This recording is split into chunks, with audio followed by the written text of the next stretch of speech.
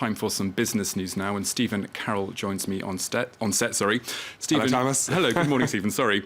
You're starting with the price of oil, which has slumped today.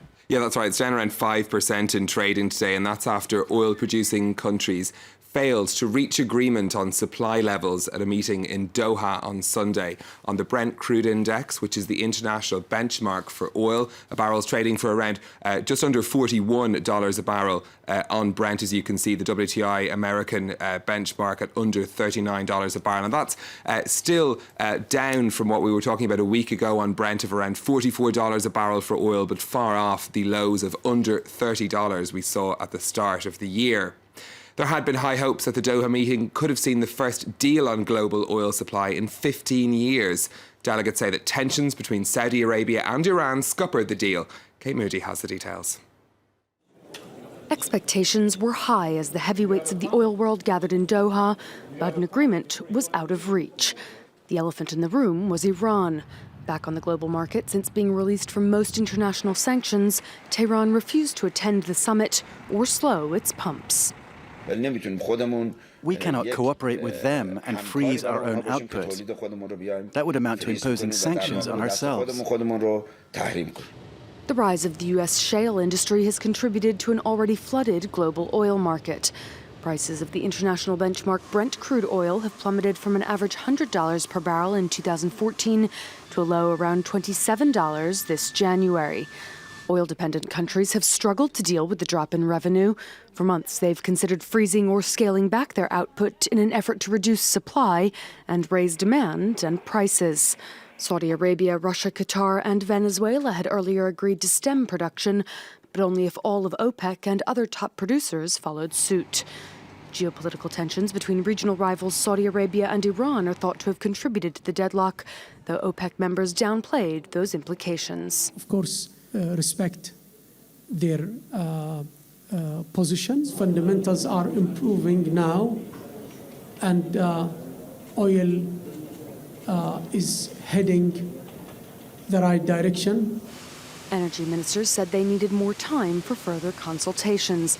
The next regular meeting of the OPEC cartel is scheduled for June.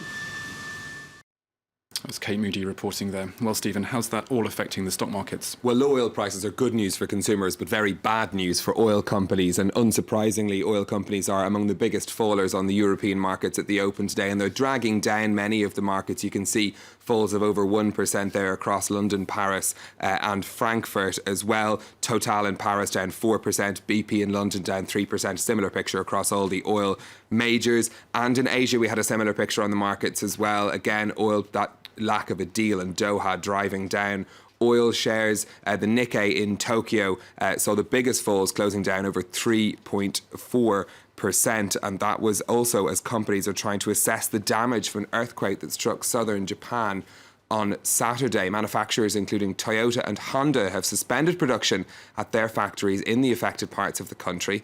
That's expected to have a knock-on effect on other plants elsewhere in Japan. Toyota is cutting its output by 50,000 cars in April as a result of the damage caused.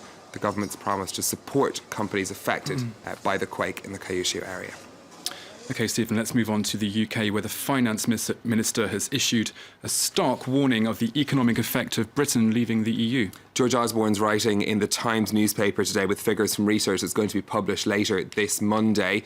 He says that even with a Canadian-style trade agreement, which is one of the options being discussed, the British economy would shrink by 6% by 2030 if the UK votes to leave the EU. That, according to the minister, will cost each British household the equivalent of £4,300 a year, or around €5,400. This report, the latest in a series of warnings coming from the British government in their efforts to try and convince voters to choose to stay in the EU.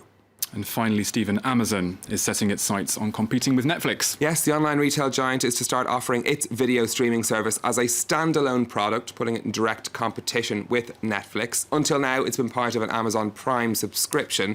The new product's going to be $1 cheaper a month than Netflix as well. Amazon's been investing in buying older HBO shows as well as producing original content for their channels. Netflix won't be caught off guard by this move, though. Its CEO had predicted that Amazon would do this back in 2012, so it's always nice to be proved right. Isn't it just? Thank you very much, Stephen, for that spin through the latest business news this hour.